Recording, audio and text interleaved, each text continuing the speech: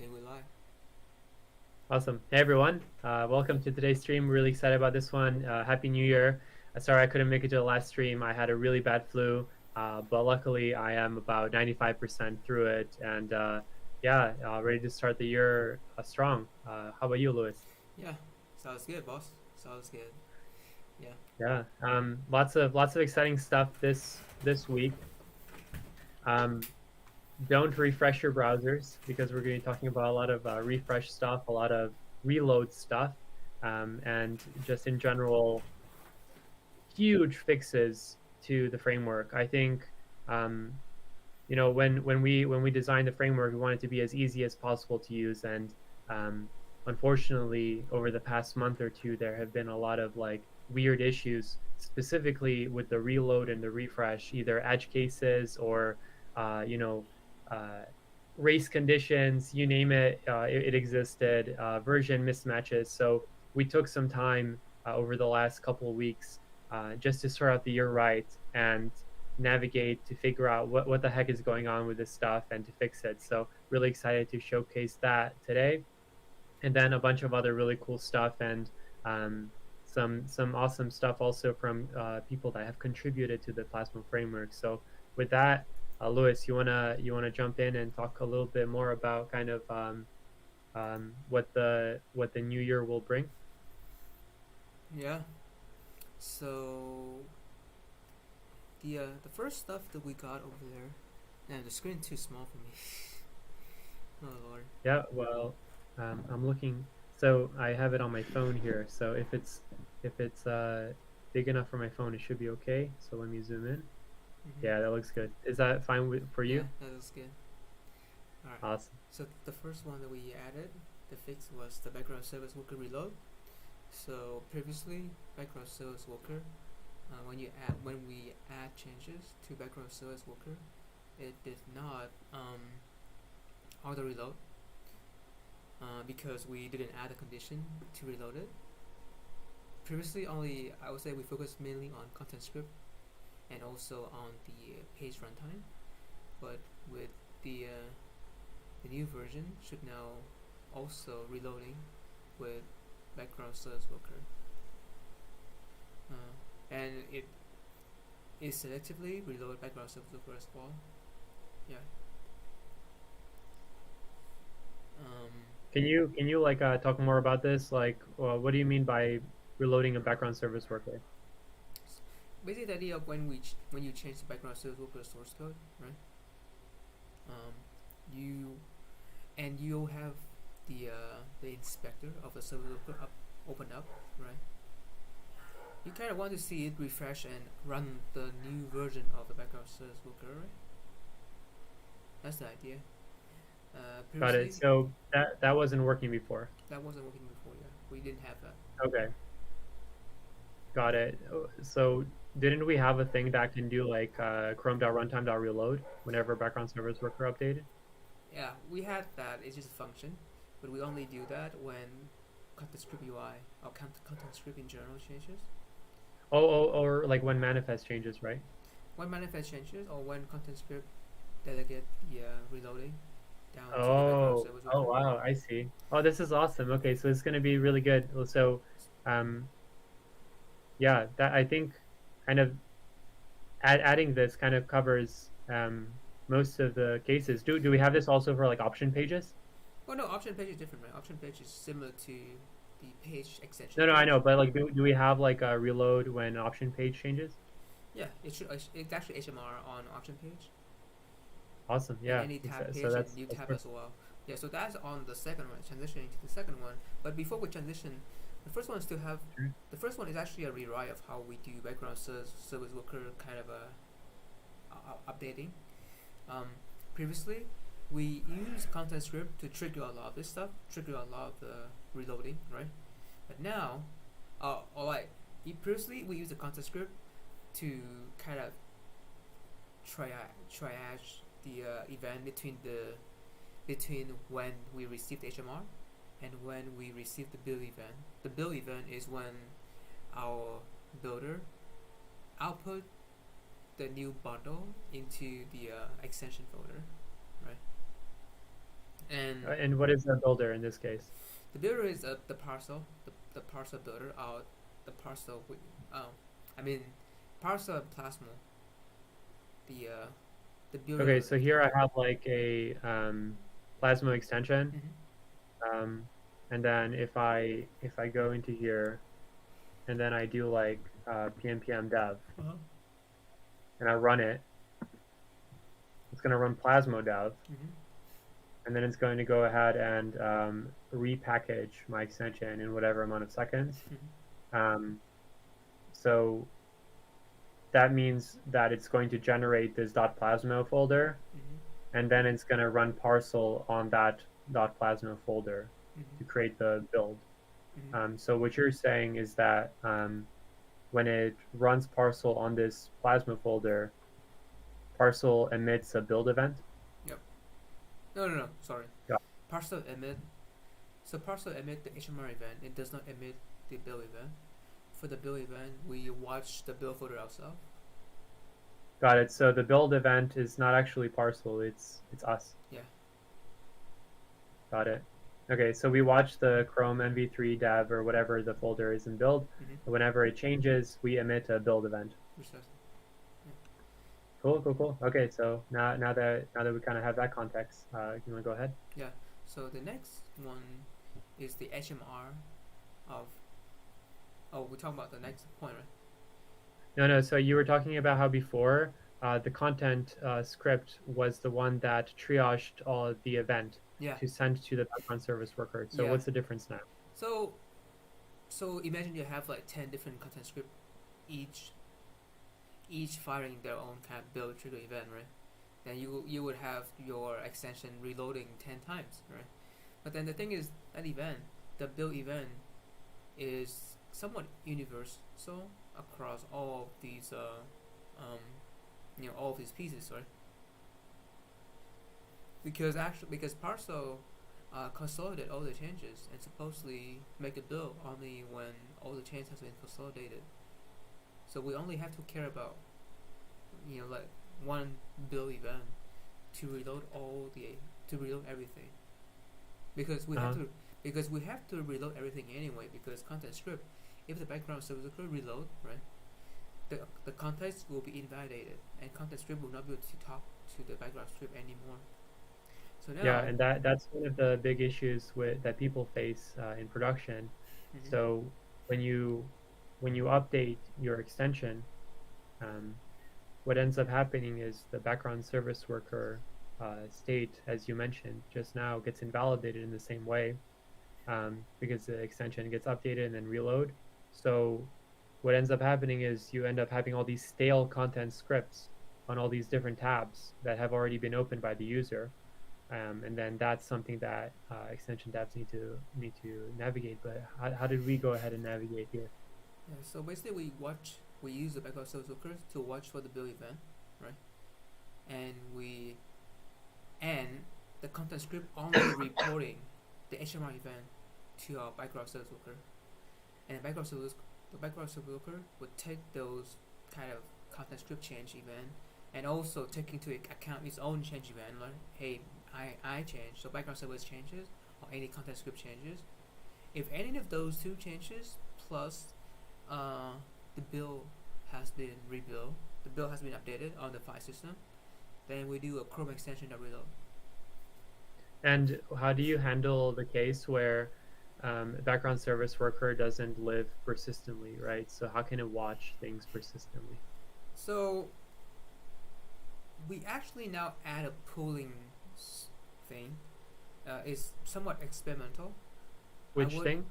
so when the socket hang up, right? So when we shut down the dev server and when the socket hang up, right?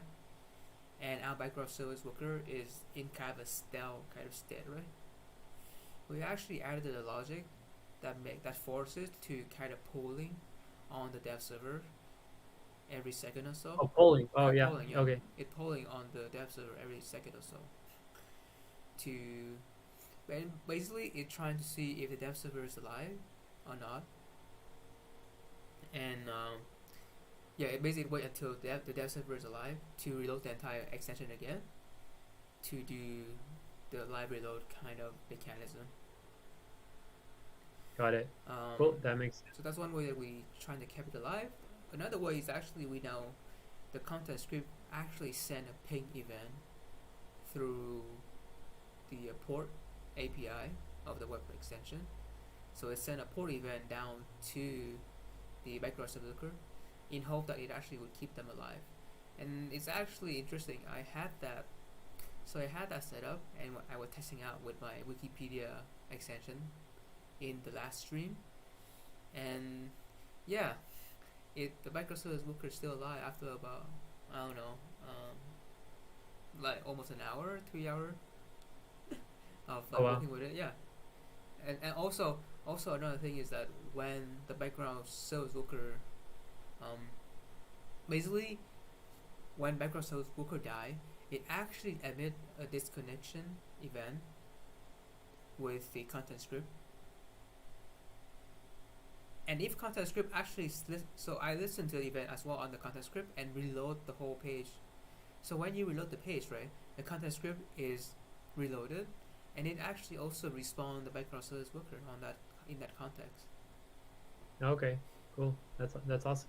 Yeah. So Nice little tricks. yeah. So there's a bunch of trick to kind of keep it alive in the dev runtime. Yeah. I think eventually we might want to also expose some of that into an easy to use, like background runtime, right? Yeah. No, for sure. Yeah. Awesome. Yeah, super cool stuff here. So now background service worker reloads um, are awesome, and you should check them out and use them. Are they? Is this available right now? And what version should people point to get to use? It should point to 0.61.2, I believe, 0.61.2. You heard or it here, folks. or the latest Uh, versions. yeah, awesome. Yeah, that should be good. Yeah. So if you want to use that version. Moving on, Yeah. let's talk about another kind of reload slash refresh slash uh, replace, which Yeah. is React refresh. What happened here, Lewis? Yeah. So on production, right? By production, I mean by the Plasma version that we uploaded to npm, right? So when someone downloading React or downloading Plasma from npm, right? They also download all the dependency has that is declared by our npm packages, right? And so apparently there's a discrepancies between the React refresh version when you download from npm versus the React refresh. Okay, so basically there are two React refresh versions. One being used by Plasma internally for the runtime, and one being used by the parcel bundler, the bundler that Plasma uses to bundle the code.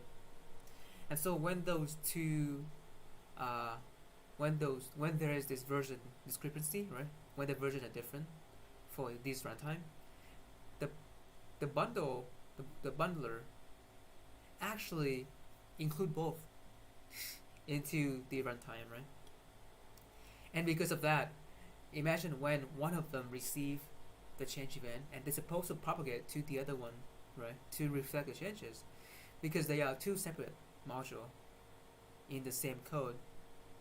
They cannot communicate with each other, because the idea of React refresh is actually you use the exact same instances of this React refresh dependencies inside your module to receive the change event and propagate the change event to your front end module. So because of the discrepancies, this event will never be communicated, and so on production, we see that pop-up page and option page will never auto reload properly. Got it. No, Yeah. not So not this not, not auto reload, what does this fix? What does this like fix look like now? So HMR now gets triggered on any sort of new tab pages, option pages, and pop-up. Is that the idea? yeah, almost every pages, and we fix that by simply just we resolve React refresh to our own polyfill version. Awesome. Yeah. So let's demo this now. So over here I have version that's 61.2. Is this in that version Yeah, yeah, or is this another version? yeah. I think yes, it should be. Awesome. Now you go to So I have a, let's go to my extensions here. Um, let me, can you just quickly hide my screen so I can load this extension in? sure. One sec. Awesome. Yeah, no worries.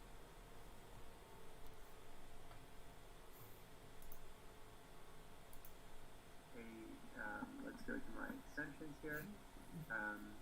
Let me. But I hear myself. Oh shoot. My bad. It's all good now. Let me I thought how come? go. Our stream is very bad. Daniel Sinclair. Hey Daniel, how you doing? What's up, Daniel? What's Awesome up, changes. Thanks a lot. Really excited about these changes. To be honest, they're going to be really helpful for a lot of people. So yeah. I'm super I think pumped we about are them. we're the only few framework that actually have proper HMR on the both side of the equation, on the back end, also on the front end. Some framework only focus on the front end, and some focus on mainly the back end, but some actually doesn't even care about the back end. Some actually doesn't segregating them out, so that a lot of them group up content script with background service worker, and a lot of them group up stuff, so they don't have like the separate runtime as we have for. So in Plasmo we actually have separate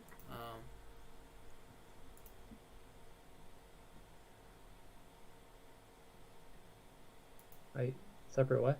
separate runtime. Sorry, there's a spam on YouTube that I have to remove. Oh, all good. All right. Can you turn on the screen sharing again? I'm ready to go. Hey, demo screen share. Yep, it's up. Awesome. All right, cool. So I just loaded in my extension. Yeah. I'm building a extension because there's this like a bunch of videos that I want to watch on Twitter regarding SEO. I just want to learn more about it, and they're a little bit long, and I like to watch my videos on 2x speed. So I'm building this little extension to do that, but I'm only getting started, so I still have like a little counter here. So let's just see the HMR in action. So over here, let me minimize these ones. Too many. All right, so over here I have a count. Let me instead call this counter. I save, and it refreshed, but it didn't actually change the name. Oh, because I'm reloading content.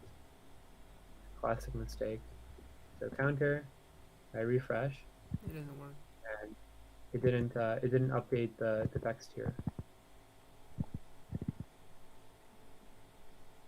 But when I reload the page, it does. Try again.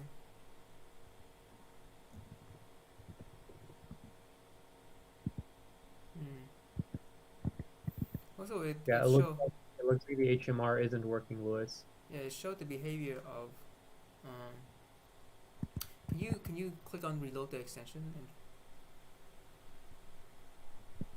and? Yeah. Also and yeah.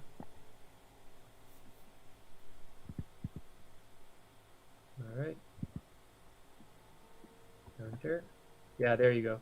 So what was happening just now is when I loaded the extension, I think I didn't have pm dev running, and then I started running it again, and I think that was the issue. So, one thing with this like HMR stuff is, yeah, see, it's working. You need to kind of like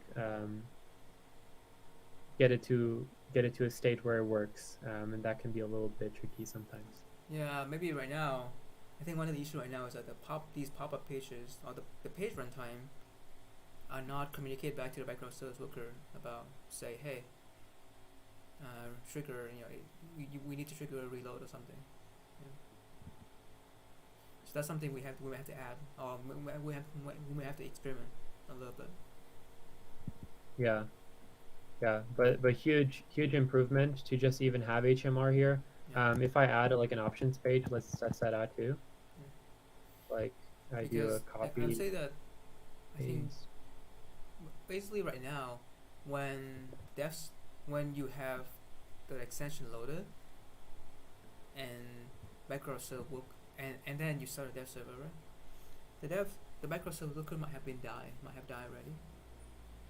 And so when you open the pop-up page, it trying to tell background server looker, hey, refresh please, but it might not understand that, or it might not receive the event, and so it never complete the loop. I think.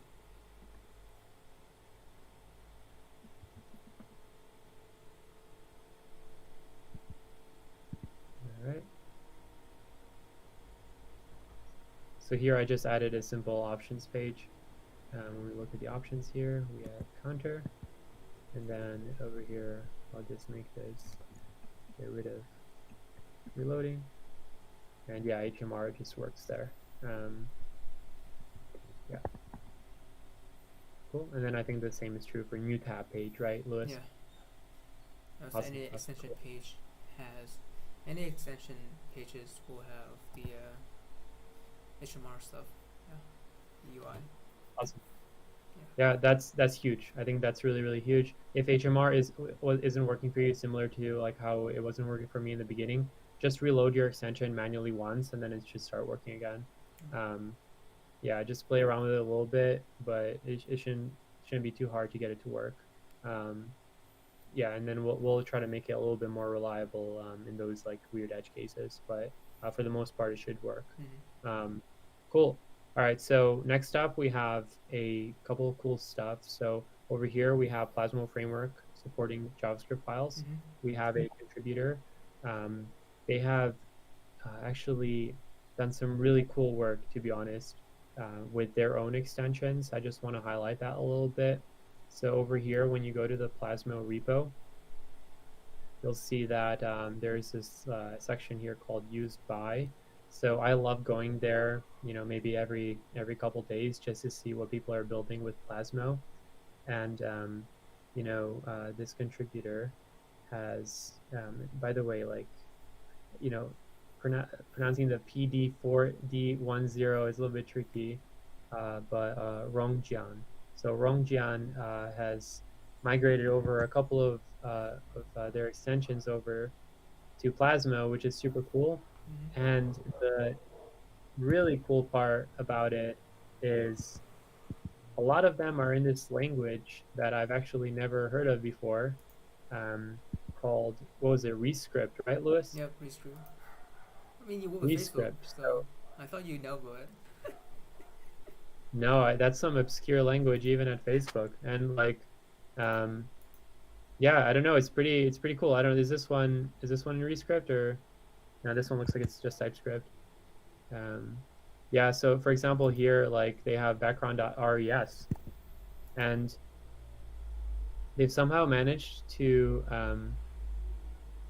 like transpile Rescript into JavaScript and then get it to work with Plasmo, which is super cool. I think that is really awesome, and one of the reasons they were able to do this is because they submitted a PR to Plasmo to support Java.js files, Mm-hmm. and the idea is like, because Plasmo Framework supports JS files, if you transpile into .js and then you're able to run Plasmo on those files, you're able to just get Plasmo to work.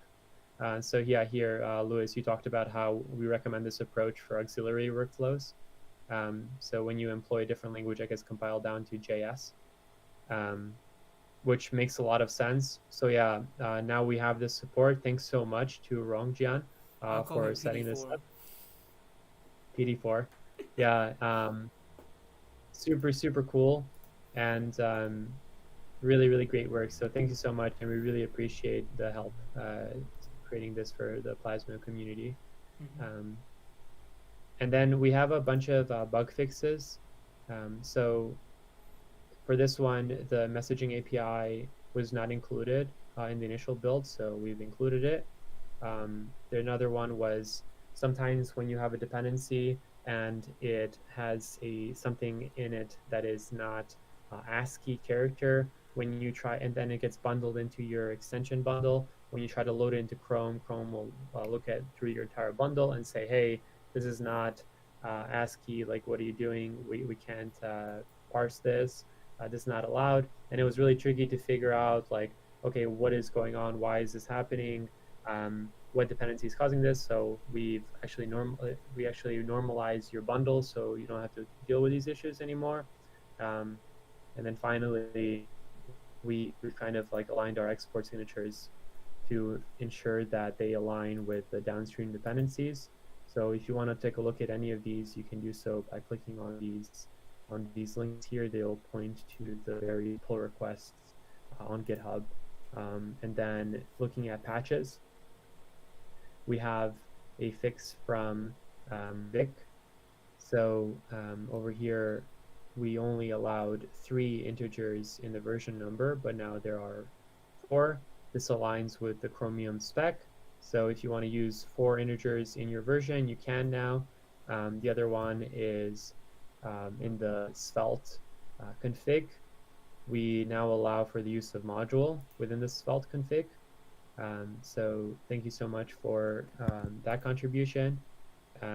Joseph came into our community about a week ago. Already a contribution from them. So thank you so much for that. And then finally, speaking of contributions, I think we talked about this last stream, but basically we now in our README we have a contributor Hall of Fame or what have you. So you can see kind of like everyone that has contributed to Plasmo. So if you look at the bottom, you'll see like these are all the people that contributed. So thanks so much to our amazing contributors. And yeah, if you have any contributions, even however small they are, send them our way. We really appreciate it. And we have some good first issues as well in here in our GitHub issues. So if you take a look at any of them and you're like, oh, I'm really excited about that, but maybe I don't know how to get started, or maybe I don't know what the context is, if you just comment on there or hit us up on Discord, we'll be more than happy to help you out. We'd love to get anyone involved in the community to improve the framework. So yeah, but that's pretty much it. Anything on your end, Louis, that you want to add for this week? I think that's it for this week. If anything else, we should save it for next week. Awesome, cool. Well, guys, next week should be awesome. We have a lot of cool stuff that we're working on this week, so stay tuned, and thanks for tuning in. We'll see you guys next week. Yes, sir. Bye bye. Take care, guys. Take care. Bye bye.